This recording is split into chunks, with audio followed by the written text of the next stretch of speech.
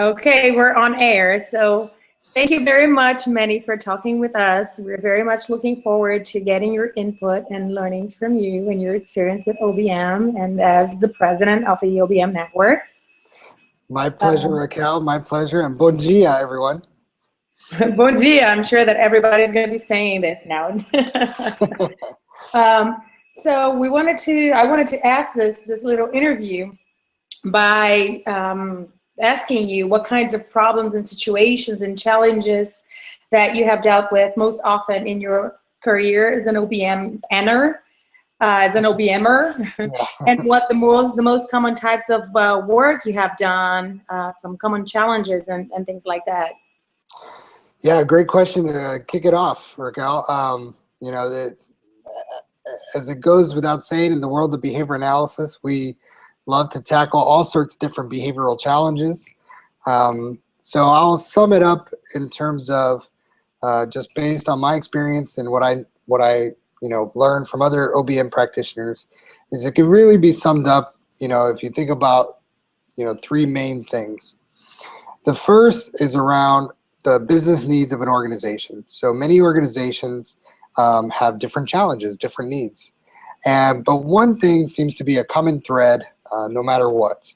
And that is that an OBM practitioner, the day in the life of, has to first and foremost focus on the business needs, specifically around the tangible bottom line results. So whether it's revenue, whether it's cost savings, whether it's efficiencies or productivity, or whether it's at the heart of everything, which is the customer satisfaction, customer retention. It's that one pillar that no OBMer can escape, which is making sure that at the end of the day, what we do is really tied to the bottom line of the business. The second pillar that I would refer to as a pillar is around learning and development. So almost every customer engagement I've ever been part of, and my colleagues as well, had some element of learning and development, whether it's at the leadership side, where we're working with leaders, training leaders on specific behaviors that can really enable and unlock human potential, or at the employee level, those specific task-related skills that employees need to do at a level of mastery so that they could do it every time, 100% of the time, with consistency and good quality, so that they can achieve those bottom line business results. So pillar 2 should be tied to pillar 1. Now, in the world of OBM, most OBM practitioners would agree with me, I believe, when I say at the learning and development side, the first and almost main customer of our work is really focusing on leadership behaviors and leadership skill sets.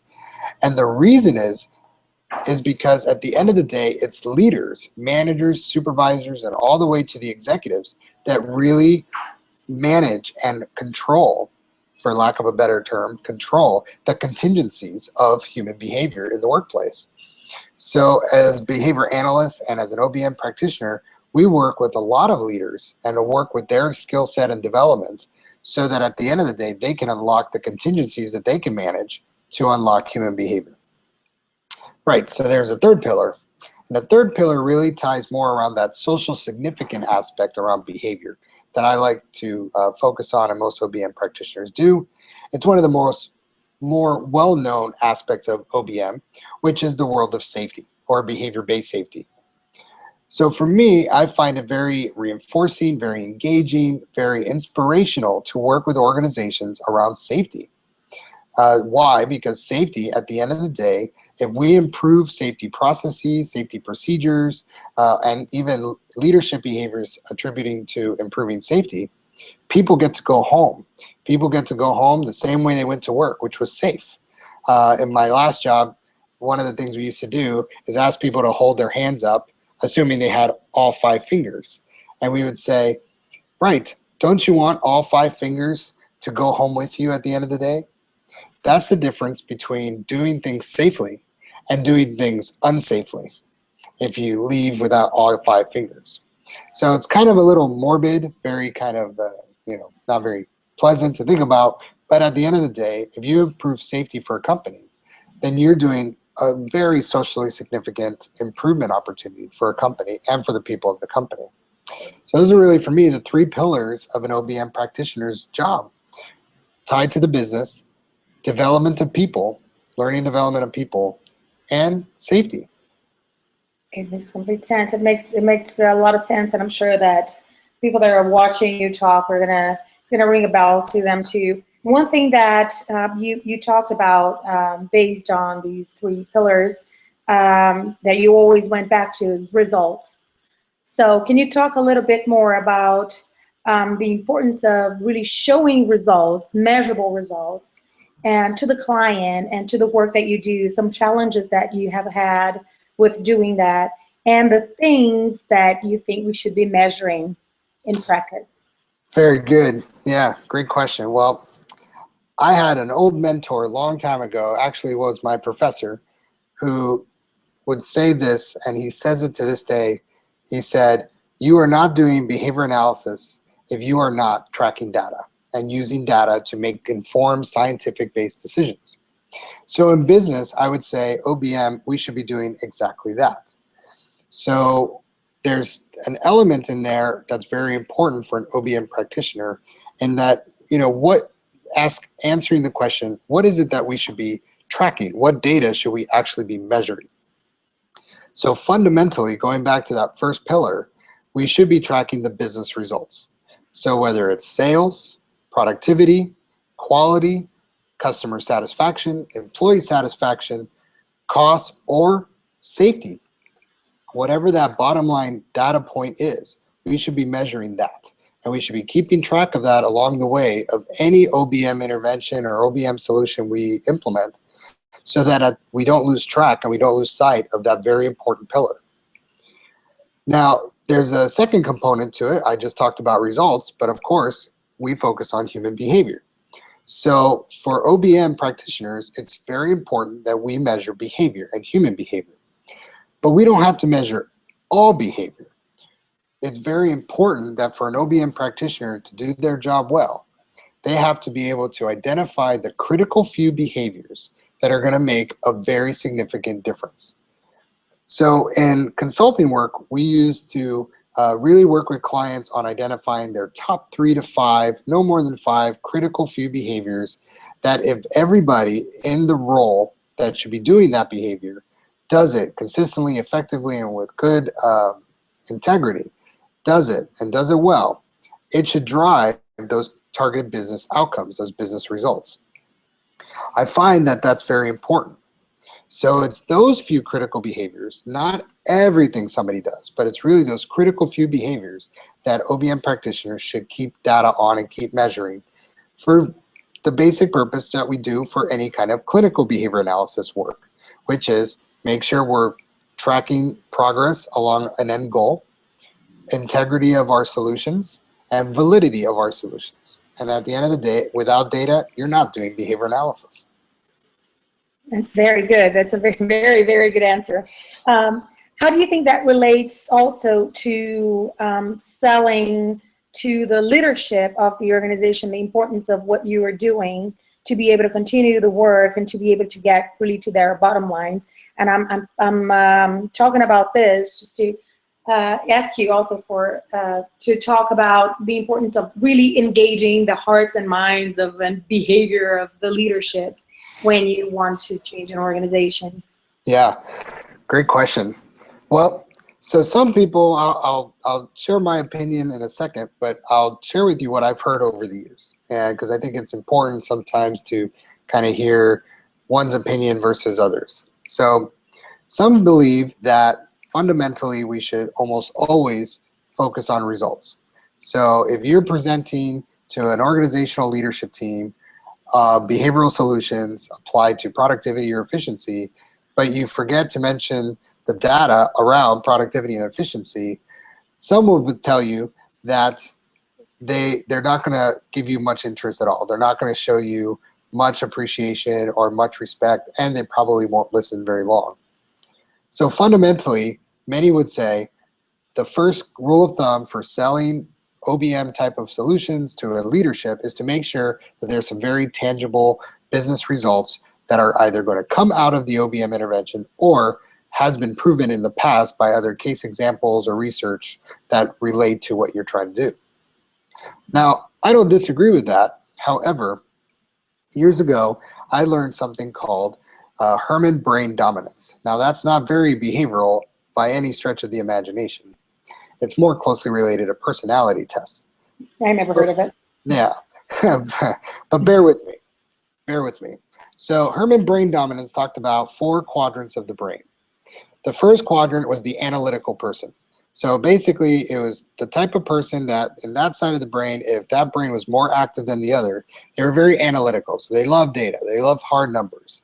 And it didn't matter if it was behaviors or results. It was just they wanted facts, figures, data, graphs, etc. Very analytical. The second quadrant of the brain was process-oriented. So they wanted to make sure that what they were focusing on was really the steps to get there, the steps to the process. Very process-oriented. The third quadrant of the brain was like the big picture person. Like, yeah, they want to hear about the OBM solution, but they want to understand what is that going to do for them, 1 year out, 5 years out, 10 years out. What's the long-term objective of the whole thing? And then finally, there's a fourth quadrant, and the fourth quadrant is the touchy-feely kind of person. So it's the person that's really focused on that human side, that humanistic, humanitarian type of person. Bottom line, they're the people person, right? So they want to make sure that people are going to be influenced and positively affected by whatever it is that we're trying to do. So when I learned this, I decided to take that as an opportunity to identify how to best sell OBM.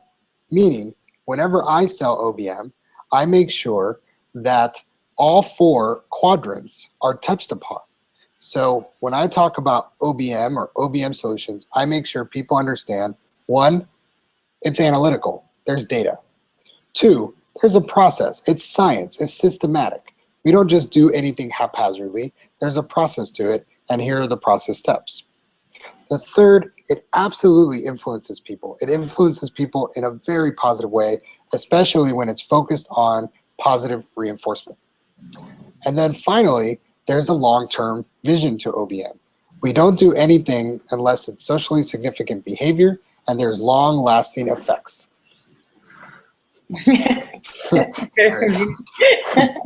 So it's perfect timing.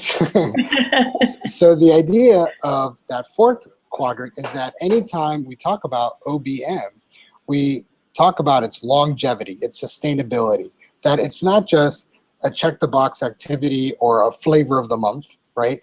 It's definitely something that has long-lasting effects. So by that Herrmann brain dominance is the way that I come about it, because that tells me that I can contact all 4 quadrants of the personality traits that there are. And leaders, in every leadership group, there's at least one person that is their strongest mindset is in one of those 4 quadrants. So if you miss one, you might not sell the leadership. That is wonderful. It makes complete sense to me because as a behavior analyst, I think that we tend to we want to just shake the person and say, beware of the consequences. Consequences are important. You just focus on antecedents, and that's why you have your flavor of the months and they don't work. But the thing is that we have a very hard time, I think, really bringing this message home, making it make sense to them. So maybe I'm going to definitely write up the 4 quadrants lesson from you. Yeah, and you can Google it. Herrmann brain dominance, very popular.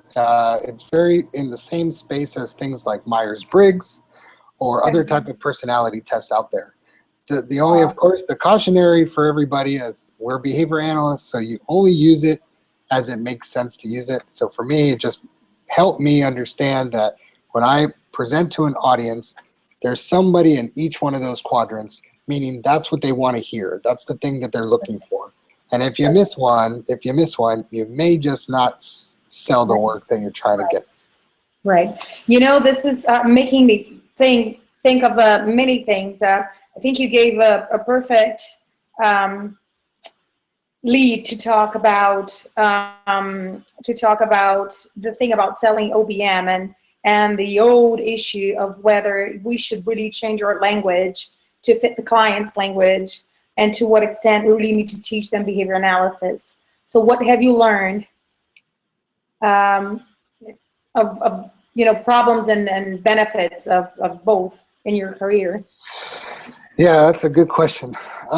So I think it goes without saying, anybody that's a practitioner in OBM, and I would say even in ABA, you have to fit your language to the audience.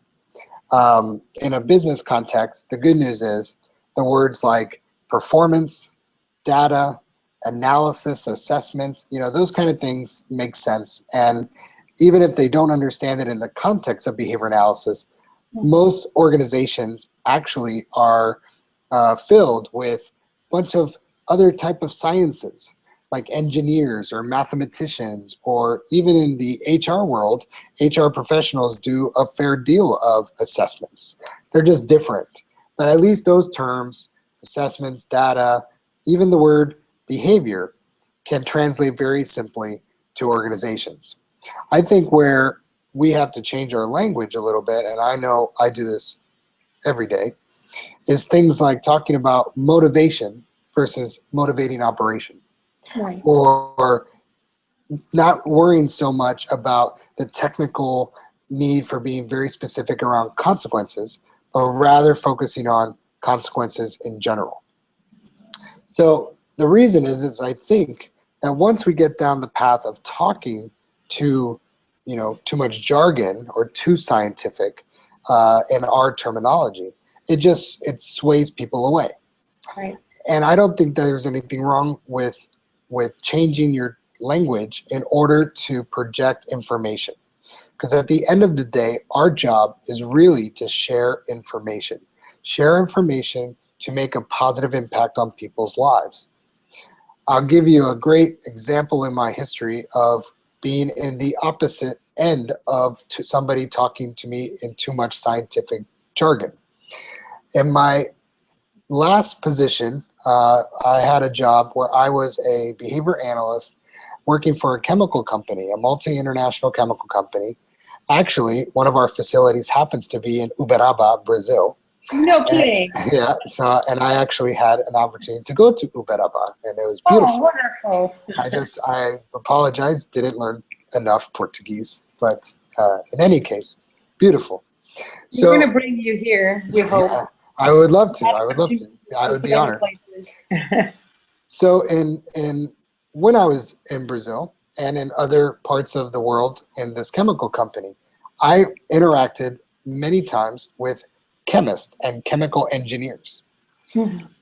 Chemists and chemical engineers have their own body of language, have their own science, have their own methodologies, and have their own language. So in many cases, I found myself in front of or learning from a chemist or a chemical engineer and not understanding anything that they were saying. And it was because they were using their language and not thinking about the information they were trying to convey so that I, a non-chemist or a non-chemical engineer, could actually understand. So that's just a very simple example of being on the other end of the spectrum, being on the other end of the table. Imagine if you go to a doctor, a medical doctor, and all that person does to you is talk to you in medical jargon. You won't be able to understand the true message they're trying to convey. So for us as behavioral practitioners, as an OBM practitioner, I think it's of the utmost importance that we simplify our language only to the extent that we need to in order to convey the message that we're trying to convey. That makes complete sense. So it's like, if I'm getting what you're saying is, we need to help people to start thinking functionally. And as long as they're doing that, they're thinking in terms of contingencies and consequences, then it doesn't matter the name that they use.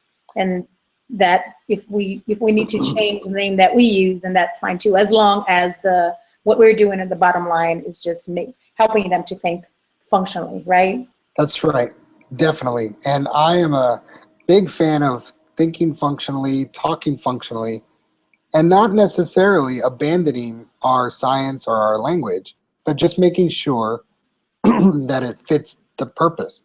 It fits what we're trying to convey. Another, I didn't mention it before, but I am not a big fan, personally, of using things like intrinsic, extrinsic motivation, which is a very common kind of way to discuss the relative nature of consequences and how people interact with consequences and what consequences work or don't work. Talk about it in terms of motivation. Not a big fan of that, because what that does is it puts behavior analysis in a very different area of psychology, of human behavior, in terms of non-behaviorism, but more around like the subjective nature of kind of conceptualism of behavior. So for me, if we're going to talk about motivation, let's just keep it simple. Everybody interacts with consequences very differently, and some consequences are more impactful than others. And that does not scare people away, in my experience. In fact, if nothing else, it stimulates them even more. Wonderful. Going back to the critical few behaviors that you talked about before, what do you think are some critical few behaviors for consultants, for practitioners? And that's one question. Another one that I think is related to that is regarding the critical few behaviors that you see, that you can find as the most important ones when you work with a client. What about situations where they're not really easily measured? They're not like, you know, sticking your hand somewhere where you shouldn't, like a dangerous thing, where it's harder to measure these things. Excellent. Well, all right. So in terms of the critical few behaviors, so this one's a very tricky one. So let me ask you to repeat the first question again. Sure. By itself. Different questions. One is regarding the critical few behaviors of a consultant. And I think you talked about some of them already. And the second one is about really hardships of measuring critical few behaviors. Okay. Yep, that's right. So good reminder. So in terms of the critical few behaviors of consultants, I found there's quite a few. But I'll try to zero it into, you know, that 3 to 5 range.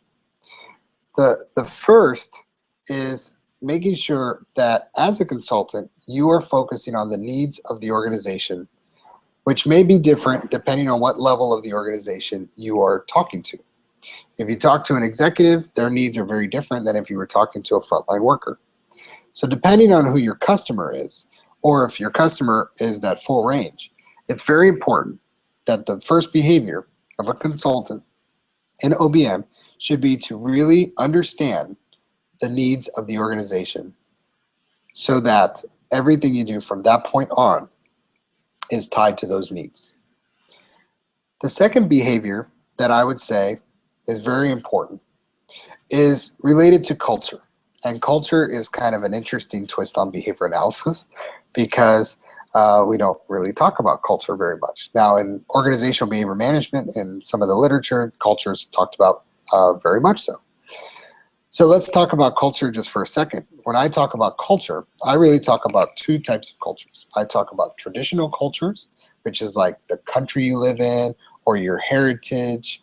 It could even be the organization's traditional culture, whether it's white collar versus blue collar, it's corporate living versus manufacturing, right? So those kind of traditional cultures. And then the second culture I always talk about is generational cultures.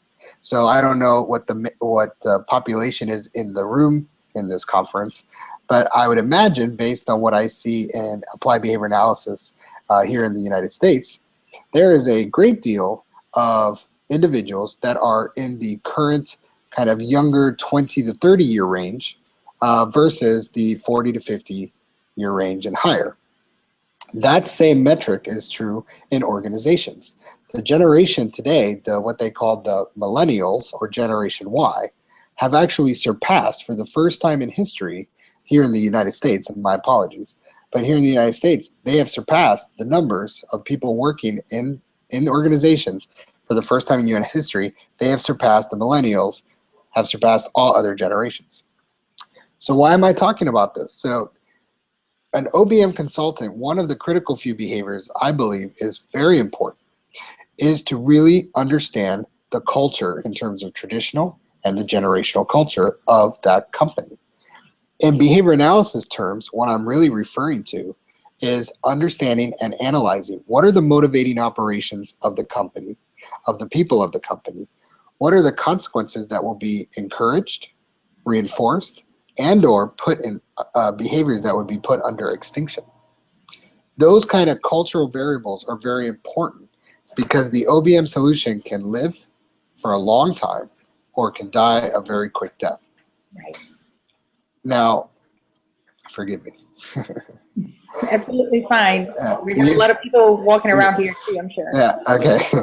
So that's a critical behavior, and it's not an easy one to teach. I would maybe refer to that as like a behavioral class, really. But understanding that culture, understanding the culture of the company, understanding the culture beyond the company. So I'll give you a great example, because that might help. I had a great opportunity to work in China. It was a US-based company operating in China, and one of the first things I recognized really quickly was that all things start at the top of the house, meaning the manager of the Chinese operations was not only the leader, but was the director and captain of that ship. And no decisions were made outside of that person's presence. So as a culture in China, I've learned that it is the top of the house, the organizational leader, that really drives everything. And employees essentially wait for command. They wait for direction. They do not deviate in China. In the US, everything is different. Direct leadership can be in the hands of every employee in a company. And in fact, some companies would say anyone can be a leader. So as you could, just those two very simple examples highlight to me, and I do in practice, this idea of a critical behavior of consulting to really understand the culture. What's going to get reinforced and what's going to get punished or put under extinction. And then I'll name a third critical behavior because I think it's of the utmost importance, is to be ethical. So as behavior analysts, we know that we know what we know. We know behavior. We know behavioral science. But we also know our limitations. And one of our ethical obligations in our science is to make sure that we do not do anything that we do not fundamentally have mastery of. In organizations, many organizations, you will be faced as an OBM practitioner working with a number of interdisciplinary professionals, from HR professionals to engineers, to the MBAs of the world, to the quality managers, to the operations specialists, maintenance specialists, salespeople, accountants. I mean, a number of different professionals out there in the world that make up an organization. And then you, the behavior analyst, go into that organization. The number one rule of thumb is you have to make sure you are doing the ethical thing, which is only do what you know how to do. And that should drive everything that we do. So those are really the three main behaviors and they're really behavioral classes. Those are really the three that I think of in terms of consulting. And as I said before, there are many other behaviors. We could talk about giving feedback, making sure you do great training and development, making sure you ask for feedback. There's lots of others. But if you don't do those three things, there's a lot of trouble that can be bestowed upon you in practice. How do you teach those three things? What do you think are the experiences that a consultant needs to become good in these three things? That's the $1 million question, isn't it? That's what everybody wants to hear. That's what they want to know. You tell us to do it. Well, so I'm a big advocate of fluency-based training, meaning you have to build mastery in any kind of skill. So the only way to build mastery is you have to be able to get your learning experience has to have ample coaching and feedback. And that's how we build fluency, right? So in my humble opinion, being an ethical consultant, learning how to assess cultures, and learning how to assess the needs of an organization really comes by virtue of really good coaching, feedback, mentoring opportunities. So in lieu of the classroom or academic type of education, it really is important and critical to develop these skills and these behaviors that I mentioned by virtue of practice and application and getting really good mentoring. That makes sense. Yeah, so it's not only school, of course, that teaches you these things.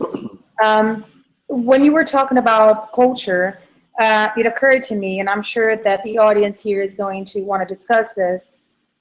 In Brazil particularly, there's a huge difference, and I'm sure there's a difference in the US too, when you compare what corporate organizations want, the for-profit organizations, and the organizations that are more governmental organizations, not-for-profit organizations.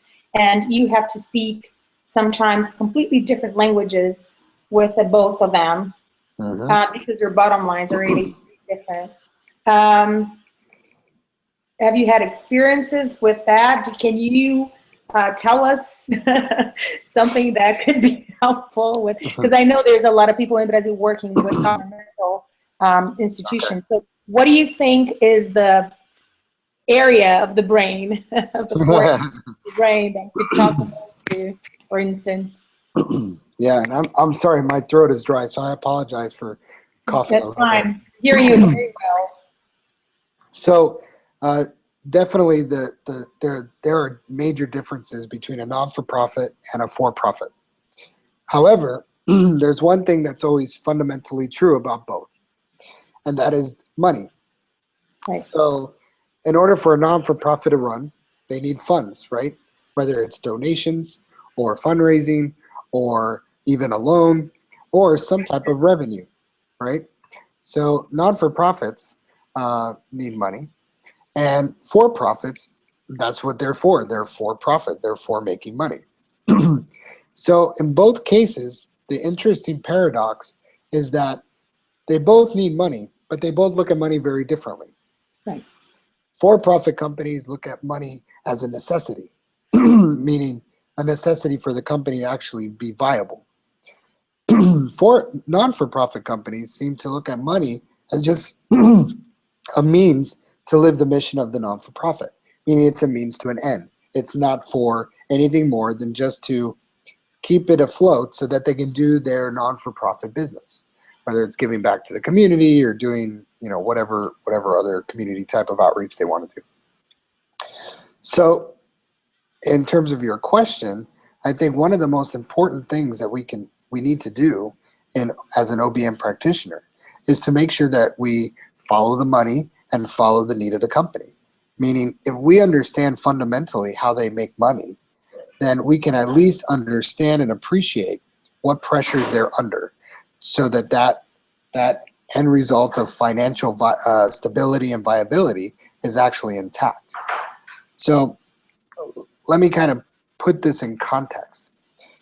If, for example, you're working for a non-for-profit and you save them costs, you save them money, then they are going to be absolutely ecstatic, because then that money can be used to give further community outreach services, could be to help further along their mission, could help to hire more people to continue to grow the non-for-profit mission.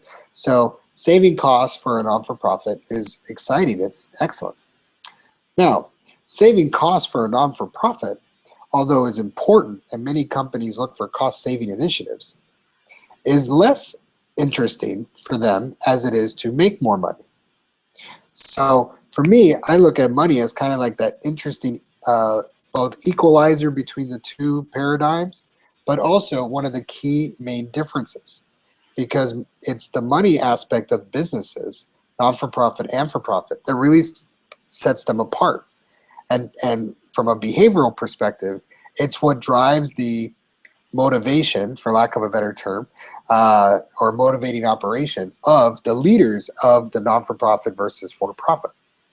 So that's what I look for. I have to understand, whatever the company is, non-for-profit or for-profit, how do they make money, or how do they use money to drive what they do as a business, to drive the mission of the business. And so if it's for-profit, that's pretty straightforward. But if it's non-for-profit, that may not be as straightforward. There's another element besides money, and that is referred to in business, they refer to it as stakeholders. So stakeholders, in a very brief definition, is anybody that has invested interest in the company's mission and vision and being prosperous. So in a non-for-profit, for example, I've worked with a couple of non-for-profit organizations myself. I volunteer, and typically the stakeholders are the people that do donate. They donate to the non-for-profit, or they fund the non-for-profit, and fundamentally the people that volunteer for the non-for-profit. Those are like your three main stakeholder groups. In a for-profit, the stakeholders are typically the shareholders, or the people that have invested money to see the company grow. Why I raise that is it has a little bit to do with money, but fundamentally it's important for an OBM practitioner to really know what's in the hearts and minds of the shareholders and stakeholders. Because if you don't look for what is it that's really meaningful and important to those shareholders and stakeholders, then you can lose sight of what you're really trying to do in terms of socially significant behavior change for that company. So there you go, back to the three pillars again. Yeah. Yeah, if I sound like a broken record, it's not because I've rehearsed this. It's really because I believe it. I really believe that fundamentally we have to look at businesses in that way. Right. Perfect. So what do you think research-wise we should be doing to strengthen these three pillars and more? Yeah, so research-wise, I think the sky's the limit, because nothing about the three pillars that I talked about are intangible to organizations. Organizations want to have good, stellar performance in their business outcomes. They want to develop leaders and employees to a level of mastery that can help them accelerate their business. And then safety. Safety is a universal need. I believe in the hierarchy of needs, Maslow's hierarchy of needs. I don't know if that's something common to study in Brazil, but if you look up Maslow's hierarchy of needs, I believe one of the needs is to be safe. Safety, so any organization, construction sites, education, safety of children, safety of students, safety of teachers, for-profits, non-for-profits, I mean, the sky's the limit in the area of safety. So if I was to give guidance to Brazil, to those in the room, about what to research, what to do applied research on, I would say, one, look at the needs of Brazil. What are the organizations out there that are hungry, thirsty, in need of real good scientific support? And I can tell you, one of my understandings is agriculture is a very big industry in Brazil. And I think the agricultural business would completely benefit from the use of OBM in Brazil. Just another one, I believe, is tourism. Tourism in Brazil is a very big industry, as I understand it. I could be wrong. But if I'm right, tourism has been well-researched, well-documented, at least in the United States, to be something that OBM can absolutely help with, specifically with the customer experience of tourism and how customers come back. The other thing I would look for in terms of applied research opportunities is in the area of safety. It goes without saying, we want to impact socially significant behavior. And like I said before, there's really nothing I can think of more so in terms of socially significant behavior than safety. So if you can tie yourself to a construction company or an agricultural company or a chemical company or even in education systems where safety of children is important, that could be really good research coming out of Brazil. Wonderful. You know, it's funny that you say these things because I know in the audience at this conference where you're going to be interviewed, Yeah. there are people that are working especially with agriculture, with OBM and agriculture and safety, and also people that be working with the government. So not for profit agencies. Excellent. So we tackled all of them. And I'm sure it's going to be a wonderful debate. Perfect. Fantastic. If I knew how to say fantastic in Portuguese, I'd say fantastic. Fantástico is Fantastic. Right. See, I am Hispanic, so I would say fantastica. Right. Right. And most of us understand Spanish, so it's just a matter of. So what as now as Manny, the Rodriguez, the OBM network president-elect, what is your vision for OBM? What do you think OBM should be going, and what do you want us to go as a practice, not only in the US, but also in the rest of the world? Well, that's a great question. So I am in my first of 3 years, and the first year is the planning year, where I essentially get to plan my vision and what projects I want to work on. And second year is implementation, and then third year is sustainability. So so I have a vision. I'll share it with you, and it could be very simply summed up in a word, and that's more. M-O-R-E. So I believe the world is ready, is needed, and interested in more OBM. Now, fortunately, I had some colleagues that took my one-word answer, more, and decided to create it as an acronym when I described what more meant. So the good news is there's an acronym now. And, not the first acronym that OBM. as if we were in need of more acronyms. Oh yeah, it's always good, the mnemonic device and motivator. Right. But here's what MORE stands for. So MORE OBM stands for mentoring, outreach, research, and education.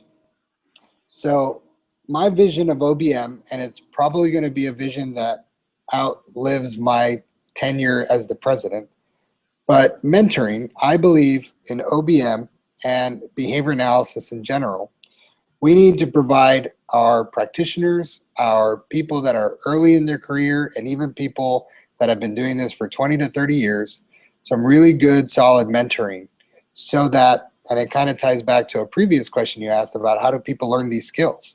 Well, you need really good mentoring. So I am putting together a plan where OBM practitioners that have been in the field for a number of years, like myself, like you, Raquel, will, I'm going to look for volunteers, but I'll put some incentives in place through the network. And the idea is very simple: to get those experienced practitioners to mentor with a systematic application of mentoring to the people that really are starting off their career from now. And that way, 3 years, 5 years from now, even in 1 year, those people that are early in their career can achieve some magnificent things in their early stages of their career through some really good mentoring. Now, the mentoring is not just within the network. One of the other aspects of mentoring is my vision is so that the OBM network can also mentor other networks, other organizations within the behavior analysis community, but also externally from the behavior analysis community. So things like HR professionals and organizational design professionals, behavior analysts that are in the clinical side that are interested in OBM but just don't know how to get there. So this mentoring externally from the network is to really provide an opportunity to take OBM outside of the network and take it out into the people that are really interested in it. So that's mentoring.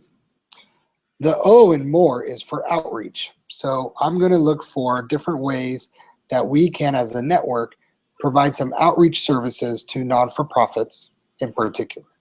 The idea there is that it goes without saying, and I would gather to guess it's pretty much the same in Brazil. Most non-for-profits do not have the funding to purchase good learning and development, good training, good consulting, good services, even good applied research. And yet their needs are virtually the same as non-for-profit companies. So the OBM network is a non-for-profit organization. And so for me, in order for us to really grow and strengthen OBM across the globe, I really want to do some outreach services as a network. So it could start off small, for example, like the Red Cross or the United Way of the world, or different non-for-profits like that, that are really trying to do a great service for the world, but don't have some of the scientific tools to really improve their performance as a company to then do more for the world. So that's kind of my outreach element. So then research. Now, OBM has a great deal of research already. And so the R in more is conceptually just more research. There are years where the Journal of Organizational Behavior Management doesn't have a lot of publications. They don't have a lot of articles. And there's a lot of reasons for that. It could be contingencies. It could be a lack of research going on. Whatever the case may be, I'd like to get us situated where every individual in the OBM network is part of some type of applied research project, whether it's a report from the field, which is a kind of like a non-experimental design report, some lab research, some academic research, or just some conceptual article writing on human behavior in the workplace.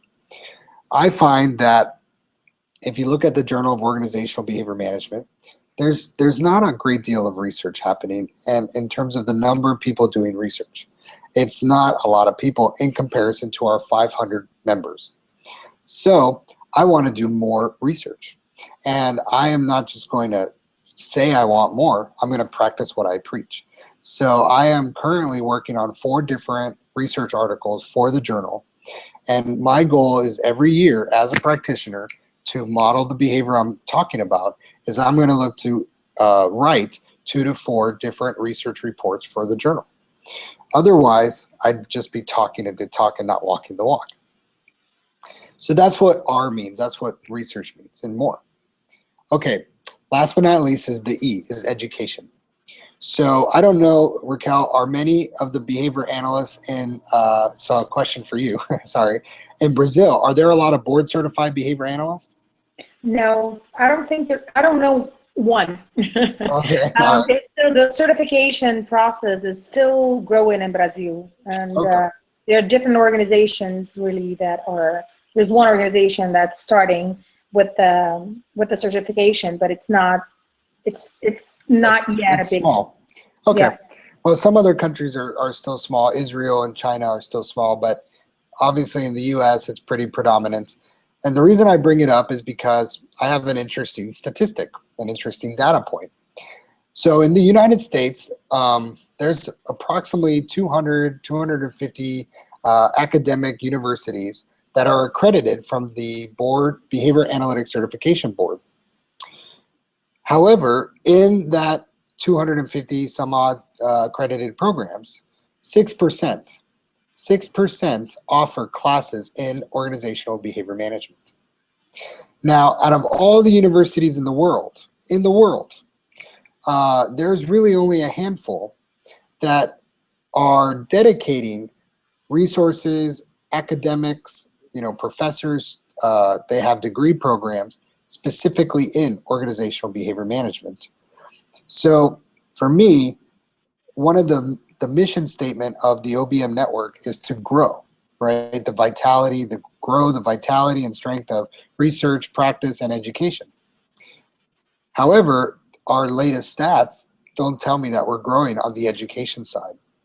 So I want to put in some programs in place where we're going to arm all of the OBM network out there with the best educational type curriculum, training classes, you know, the whole instructional design of how to teach OBM so that everybody in the OBM network that's interested in teaching, educating people, academics, teaching other programs, universities, schools, all the way from the high school level all the way up to the collegiate level, teaching OBM. Now, that's just one phase. The other phase of that program is I want to look for a way to increase the amount, the number of PhD and master level professionals in OBM teaching OBM courses in a university setting. Because in all of my experience, the reason behavior analysis has grown is because there's more universities providing the level of education needed for the field to grow. That's how just a few years ago, there were only 5,000 board certified behavior analysts, and today it's closer to 18 to 19,000. So how that happened was they implemented programs so that academics and educators in graduate level coursework were wanting to provide the supply to meet that demand. I think OBM is no different. I think there's schools of business. I'm sure in the universities in Brazil, you have MBA programs, you have business programs. There's no reason why a master's level or PhD level OBM practitioner in Brazil cannot teach a course in those universities. It's just a matter of knowing what courses to teach that would attract those academic programs. So again, this is one of those cases where I'm not just going to talk the talk. I am in conversation right now with 3 different universities that have 0 OBM. I'm trying to get into those programs so I myself can become an adjunct to teach those programs. It's not an easy road. That one's going to be a very long road. But if we can at least establish some steps to get there, I think that vision can be met in a number of years. Wonderful. And you're definitely have dedicated many hours of your of your day to all of these different things that you're doing. I think what is the Brazilian word for more? I know it is in Spanish. It's mas. Mice. There's an I between Mice. the A and the S. Mice. How perfect, no? How perfect was Skinner and his rats? Mice? That's perfect. Oh, there you go. It sounds the same. It's not the same written. I'm sorry, bad joke. So in one word, what my vision is mice. Mice. There you go. And I'm sure, I mean, it's going to resonate with all the people that are going to be watching or that are going to be watching this interview. And I know I look forward to collaborating and helping us to get mice. All right. Nice. And now that we have the technology that allows us to collaborate in a very, I think, very fast and safe and manner, we can people in Brazil, all the people that are going to be watching, and more people can be, looking up the OBM network and seeing how we can learn and also how we can add to the work that you guys have been doing. Yes. There's a lot of people in Brazil, as I told you before. There are a good number of people that have been doing some good work, and a lot of people, a lot of kids and non-kids that are really interested in learning more about OBM. And I'm sure they're very happy to hear this interview. Well, good. Well, I'm so excited, and I'm very humbled and honored to have done this interview with you. And let me say, and I open the door to everyone in the room. Please share my contact information, Raquel, because I would be more than happy to exchange emails, phone calls, Skype, whatever, with anybody that just wants a little bit more. But I'll do a little bit better than that.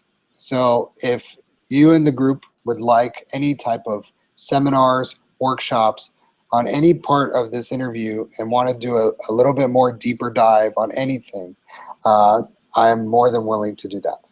Wonderful. Thank you so much. That's very nice of you, and it's also in line with mentoring. I think also side of it. Yeah, it's living the vision. Living the vision. Living the vision. You can exchange challenges and the cultural things that you talked about that are different here and in the U.S. and in China and all other countries, and we can mentor each other and help each other to grow OBM. Absolutely. Absolutely. So thank you very, very much, Manny. And My I pleasure, will Raquel. share your contact and we will be in touch. Excellent. So how do you say goodbye in Portuguese? Ciao. Or Okay. see you soon is até mais. Até mais. I'll stick with ciao. Ciao, that's a good one. Ciao, everyone. Thank you for your time. Thank you.